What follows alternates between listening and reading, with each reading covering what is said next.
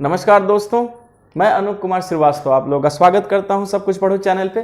तो चलिए बच्चे, सब कुछ पढ़ो चैनल के क्लास को आगे बढ़ाते हैं, लेकिन पहले हमें ये जानना है कि हम किस चैप्टर को पढ़ रहे थे। सभी बच्चे बोर्ड पर ध्यान से देखेंगे, मैंने चैप्टर का नाम लिख रखा है शीत युद्ध का दौर। तो बच्चे, मैंने आपको पिछली क्लास में क्यूबा मिसाइल संकट समझाया था और ये बताया था कि जो क्यूबा का मिसाइल संकट है वो ये शीत युद्ध के दौर का क्या था, चरम बिंदु था, एक्सट्रीम पॉइंट था। चलिए क्लास को आगे बढ़ाते हैं। तो बच्चे, पहले मैं आपको एक बात बता दूं कि मैंने क्या कहा था कि शीत युद्ध में युद्ध नहीं हुआ था, डर का, तनाव का, संघर्ष का, प्रतिद्वंदिता का माहौल रहा और श्रृंखला के रूप में एक चेन सिस्टम की तरह रहा जो काफी आगे तक चला। लेकिन इसमें कोई खून खराबा, रक्त रंजित युद्ध नहीं हुआ, ना तो कोई जनसंहार हुआ, ना बड़े पैमाने पर विनाश हुआ। लेकिन बच्चे, यहाँ पर थोड़ी हमारी सोच को और डेवलप करनी है। ये बच्चे कि जो शीत युद्ध था उसे सिर्फ जो राजमाइश, सैनिक गठबंधन या शक्ति संतुलन का ही मामला नहीं था। इस बात को सभी बच्चे याद रखिएगा कि शीत युद्ध केवल जो राजमाइश, सैनिक गठबंधन या शक्ति संतुलन का भी मामला नहीं था। याद रखिए, विचारधारा के स्तर पर भी एक क्या था, संघर्ष था।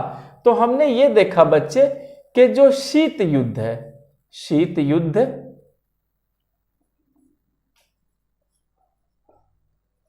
विचारधारा के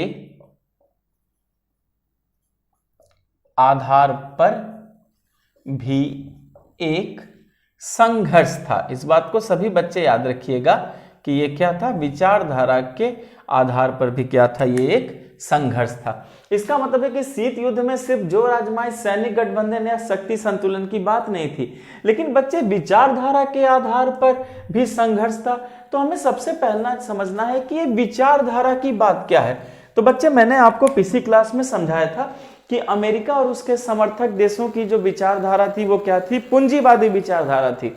लेकिन सोवियत संघ और उसके समर्थक देशों की जो विचारधारा थी वो क्या थी, साम्यवादी विचारधारा थी। तो बच्चे याद रखिएगा कि लड़ाई इस बात को लेकर थी कि पूरे विश्व में सामाजिक, आर्थिक, राजनीतिक जीवन को सूत्रबद्ध करने का सबसे बेहतर सिद्धांत कौन है। अमेरिका का सिद्धांत बेहतर है, सोवियत संघ का सिद्धांत बेहतर है। याद रखिएगा बच्चे, लड़ाई किस बात को लेकर थी, इस बात को लेकर थी कि पूरे विश्व, बच्चे ये पूरे विश्व की बात हो रही थी, क्लियर है, कि पूरे विश्व की सामाजिक, आर्थिक एवं राजनीतिक जीवन को सूत्रबद्ध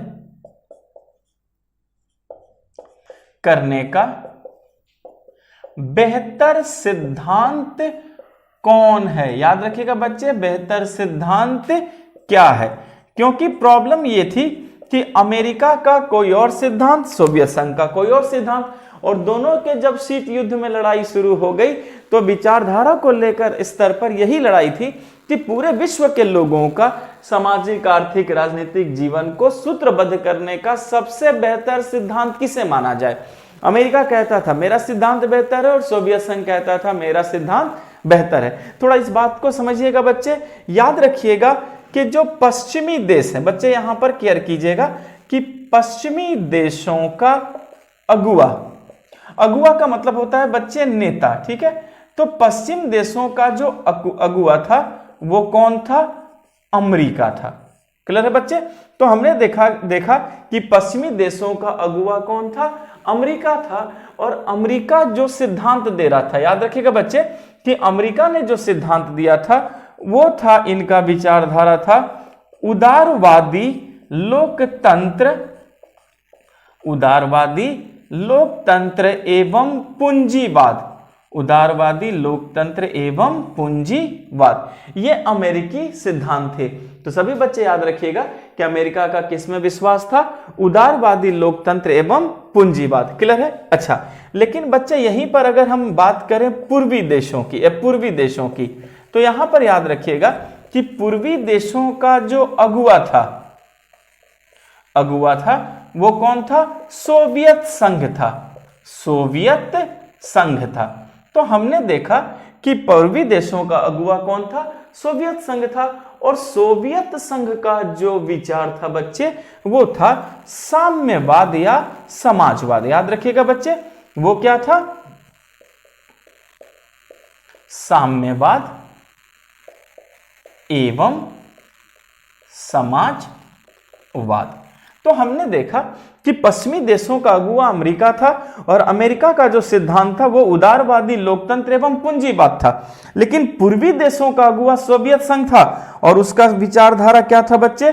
साम्यवाद एवं समाजवाद। और दोनों ही अपने अपने विचारधारा को फैलाने के लिए इस शीत युद्ध के दौर में भी संघर्ष करना इन लोगों ने क्या किया बच्चे? शुरू किया। पूरी बात समझ में आ गई? चलिए बच्चे जरा आप समझते हैं कि शीत युद्ध क्या है। पहले हमने इनके विचारधारा को सीखा, चलिए अब इसी बात को आगे बढ़ाते हैं। तो बच्चे जो हमारा अगला पॉइंट है वो है शीत युद्ध क्या है। पहले मैं इसे मिटा दूं।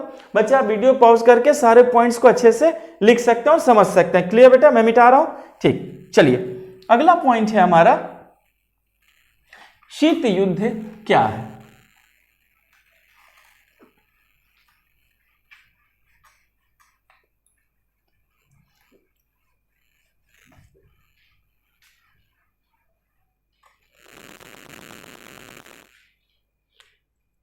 ओके एवरीवन, नाउ शीत युद्ध क्या है। ये बच्चे ये हमारा अगला पॉइंट हुआ कि शीत युद्ध क्या है। पूरी बात समझ में आ गई ना? बच्चे सबसे पहले केयर कीजिए, द्वितीय विश्व युद्ध का अंत समकालीन विश्व राजनीति मतलब उस समय की विश्व राजनीति का एक महत्वपूर्ण पड़ाव था। इस बात को याद रखिएगा बच्चे कि द्वितीय विश्व युद्ध का अंत, द्वितीय विश्व युद्ध का अंत समकालीन मतलब बच्चे उस काल का समकालीन विश्व राजनीति, समकालीन विश्व राजनीति का एक महत्वपूर्ण बिंदु था।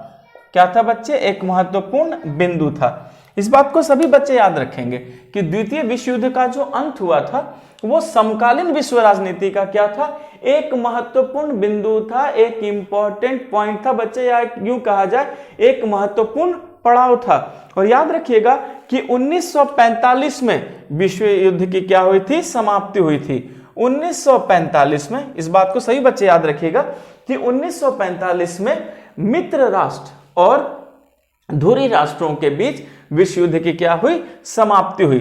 तो 1945 में मित्र राष्ट्र एवं धुरी राष्ट्र के मध्य द्वितीय विश्व युद्ध की समाप्ति हुई। द्वितीय विश्व युद्ध की समाप्ति हुई। तो हमने देखा बच्चे कि 1945 में मित्र राष्ट्र और धुरी राष्ट्र के मध्य क्या हुआ? द्वितीय विश्व युद्ध की समाप्ति हुई। बच्चे हमें थोड़ा यह जानना है कि मित्र राष्ट्र में कौन थे, थोड़ा इस बात को भी जान लीजिए। तो सभी बच्चे याद रखेंगे कि मित्र राष्ट्र में कौन कौन थे। तो बच्चे पहले अमेरिका, सोवियत संघ, सोवियत संघ, ब्रिटेन और फ्रांस था। क्लियर है बच्चे? नाउ अब जान लें कि धुरी राष्ट्र में कौन थे। तो बच्चे याद रखना है कि धुरी राष्ट्र में 3 देश थे, जर्मनी, इटली और जापान। तो हमने देखा बच्चे कि मित्र राष्ट्र में अमेरिका, सोवियत संघ, ब्रिटेन और फ्रांस थे। धुरी राष्ट्र में जर्मनी, इटली और जापान थे। और दोनों के बीच 1945 में आप देख सकते हैं बच्चे द्वितीय विश्व युद्ध की क्या हो गई थी? समाप्ति हो गई थी। एक बात याद रखिएगा सभी बच्चे कि इस विश्व युद्ध में विश्व के लगभग सभी ताकतवर देश शामिल थे। इस बात को भी हमें याद रखना है कि इस युद्ध में सभी ताकतवर देश शामिल थे। सभी ताकतवर देश क्या थे बच्चे, इसमें शामिल थे। लेकिन एक बात और आपको जानना है, शामिल थे कि द्वितीय विश्व युद्ध जो है हुआ था यूरोप में, लेकिन याद रखिएगा कि ये सिर्फ यूरोप तक सीमित नहीं था, ये यूरोप के बाहर भी जा चुका था। पूरी बात समझ में आ गई बच्चे? तो चलिए इसको मिटाकर मैं आपको नेक्स्ट पॉइंट समझाता हूं, ठीक है। सभी बच्चे याद रखेंगे कि द्वितीय विश्व युद्ध जो था वो यूरोप के बाहर भी फैला। यहां से भी बच्चे याद रखिएगा, द्वितीय विश्व युद्ध यूरोप के बाहर भी फैला। क्लियर है बच्चे? यहां देखिए, यूरोप के बाहर भी फैला। लेकिन हमें यह देखना है कि यूरोप के बाहर कहां कहां फैला। तो याद रखेंगे बच्चे, दक्षिण पूर्व एशिया। कहां फैला ये बच्चे? दक्षिण पूर्व एशिया, चीन, वर्मा जिसे हम क्या कहते हैं बच्चे? म्यांमार भी कहते हैं। क्या कहते हैं बच्चे? म्यांमार। तो सभी बच्चे याद रखेंगे कि बर्मा जिसे हम क्या कहते हैं? म्यांमार। तो ये दक्षिण पूर्व एशिया में भी फैला, चीन में भी फैला, वर्मा में भी फैला, यानी कि म्यांमार में भी फैला। और याद रखिएगा बच्चे, तथा भारत के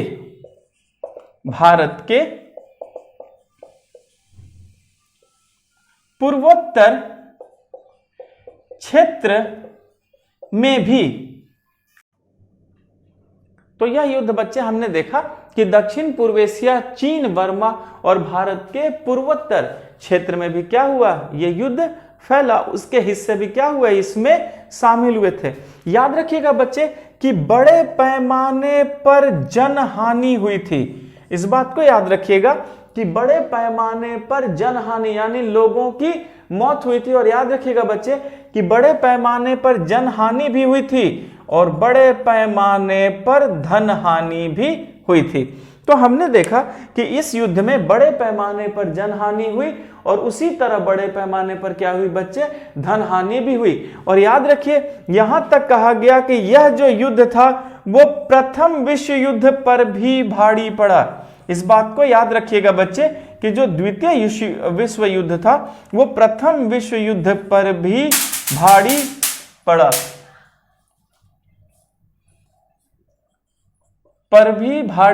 पड़ा। तो आप देख सकते हैं बच्चे कि किस तरीके से हमने देखा कि यह विश्व युद्ध इतना खतरनाक था कि यह प्रथम विश्व युद्ध पर भी क्या पड़ गया बच्चे?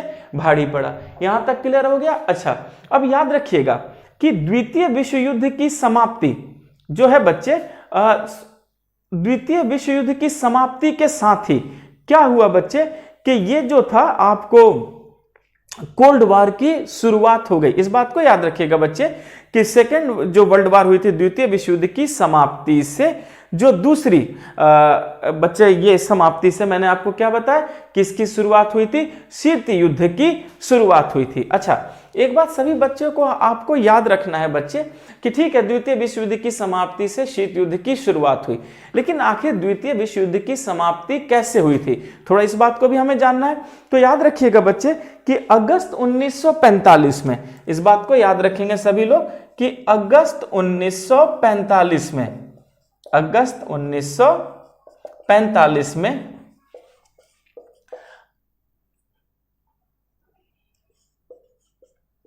अमेरिका ने जापान के 2 शहर हिरोशिमा एवं नागासाकी पर परमाणु बम गिराए। इस बात को सभी बच्चे याद रखिएगा कि सेकेंड वर्ल्ड वार की समाप्ति कैसे हुई।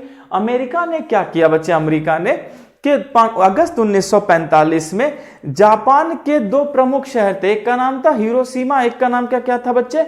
नागासाकी। तो हिरोशिमा और नागासाकी पर क्या किया बच्चे? परमाणु बम गिराया। और इसी परमाणु बम गिरने से क्या हुआ कि जापान ने घुटने टेक दिए, और जैसे जापान ने घुटने टेके द्वितीय विश्व युद्ध की क्या हुई बच्चे? समाप्ति हुई। पूरी बात समझ में आ गई? तो हमें इस बात को याद रखना है बच्चे कि भाई सिंपल सी बात है कि अमेरिका ने क्या किया, जापान के 2 शहरों पे परमाणु बम गिरा दिए और परमाणु बम गिरने से जापान ने अपने घुटने टेके और जैसे घुटने टेक दिए दूसरे विश्व युद्ध का क्या हो गया, अंत हो गया। पूरी बात समझ में आ गई बच्चे? तो हमें याद रखना है परमाणु बम गिराए और द्वितीय विश्व युद्ध का अंत हुआ। इसी के साथ क्या हो गया बच्चे, द्वितीय विश्व युद्ध का अंत हुआ, द्वितीय विश्व युद्ध का अंत हुआ। यहां तक समझ में आ गया बच्चे? ठीक है, चलिए पहले मैं इसे मिटा दूं फिर कहानी को आगे बढ़ाते हैं। तो बच्चे आपको याद रखना है अगस्त 1945 में ही अमेरिका ने क्या किया कि जापान के हिरोशिमा और नागासाकी 2 शहरों पे क्या गिरा दिया बच्चे, परमाणु बम। और परमाणु बम गिरने से युद्ध की क्या हो गई, फिर समाप्ति हो गई। क्लियर है? क्योंकि जापान ने क्या कर दिया बच्चे, घुटने टेक दिए। तो हम इसी से अंदाजा लगा सकते हैं कि वाकई परमाणु बम का उपयोग इतना खतरनाक था कि जापान को घुटने टेकने के लिए मजबूर होना पड़ा। ठीक है ना? अब बच्चे, अब जो अमेरिका के आलोचक लोग थे उन्होंने तर्क दिया, सभी लोग ध्यान से समझिएगा कि बच्चे जो अमेरिका के आलोचक थे उन्होंने यह तर्क दिया कि अमेरिका जानता था कि जापान अब जो है आत्मसमर्पण करने ही वाला ही था। तो जब जापान आत्मसमर्पण करने वाला था तो परमाणु बम गिराना गैर जरूरी था, मतलब जरूरी नहीं था।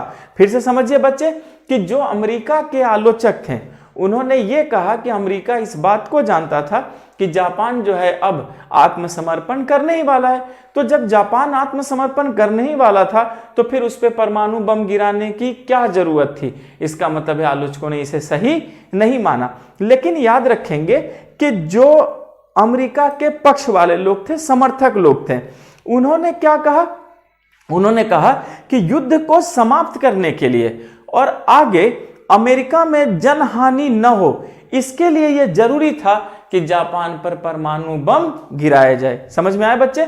समर्थकों ने क्या कहा कि अमेरिका चाहता था कि युद्ध में और क्षति न हो, अमेरिका में इतना जो जनसंहार हुआ वो भी अब रुके, इसलिए जापान पर परमाणु बम गिराना क्या था, बहुत ही जरूरी था। क्लियर हो गया?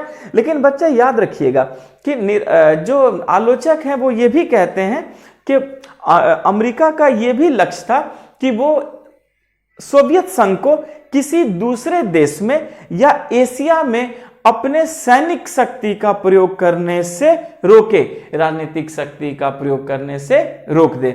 मतलब ये कि जापान एशिया के किसी दूसरे देश में अपना सैनिक अड्डा न बनाए या उसे अपने सैनिक कार्य के लिए प्रयोग न करे। पूरी बात समझ में आ गई? तो बच्चे याद रखिएगा कि चलिए युद्ध का तर्क या वितर्क जो भी हो, युद्ध के पक्ष में हो या युद्ध के खिलाफ हो, ठीक है, अमेरिका के बात के कोई पक्ष में हो या अमेरिका के बात के खिलाफ हो, लेकिन बच्चे इसका तर्क यही तो निकला कि द्वितीय समाप्ति का कारण भाई कुछ भी हो, लेकिन इससे क्या हुआ कि पूरे विश्व को बहुत ही क्या पहुंची थी, क्षति पहुंची थी। क्लियर है? और परमाणु बम जो ऐसी चीज थी जो कहीं पर भी बड़े पैमाने पर तबाही ला सकती थी। क्लियर हो गया? अच्छा, अब एक चीज यहां समझिए बच्चे कि विश्व युद्ध की समाप्ति का कारण कुछ भी हो, लेकिन इसका एक परिणाम हुआ। हमें समझना है कि इसका परिणाम क्या हुआ। तो याद रखिएगा बच्चे कि विश्व युद्ध की समाप्ति का परिणाम यह हो गया कि विश्व की राजनीति में 2 महाशक्तियों का उदय हो गया। याद रखिएगा कि कारण कुछ भी हो, परिणाम यह निकला कि विश्व की